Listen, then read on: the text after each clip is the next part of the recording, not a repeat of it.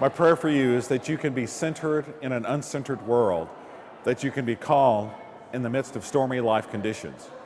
God's abiding presence makes that possible, but God also has certain ways that we can access His stability that enables us to be stable in the midst of an unstable life conditions. That's described in the ways of our just approaching Him and allowing His promise to be accessible. Obviously, one way is for us to be able to read His promises in the life of Scripture. All of these 1,189 chapters are filled with promises of God.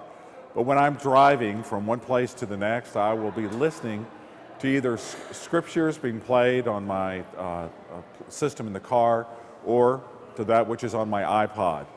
And as I listen to the scriptures while driving and moving out and about around the city, I'm allowing my worries, my concerns, my hopes, my plans, my wonderments to be connected to the listening of the scripture that I'm taking in. Another way that I also do that is by listening to biographies, such as right now, taking in this Ron Chernow's biography of George Washington. And when I'm in the midst of going from point A to point B to point C, back to point A, driving around the city, I am helping people and assisting in problem solving, trusting God's Spirit and asking, God, what are the best resources for us to meet this challenge that we're dealing with.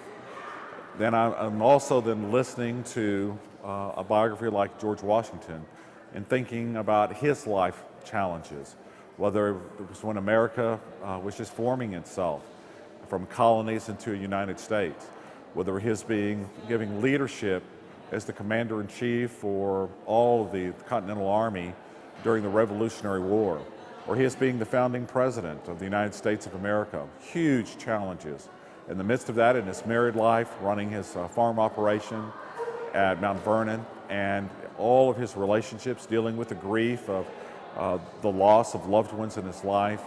In the midst of it, I think of what it was like for him to be trusting in God's presence, which he did, living out God's promises, which he tried to do, and how that can also give me strength in my own particular situations.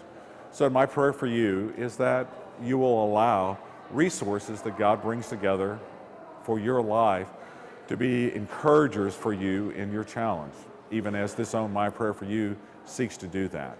A way for God to speak His hope in the midst of maybe despair, His promise in the midst of your challenge, and to know that God is with you, we're in this together, and God will show you a way through.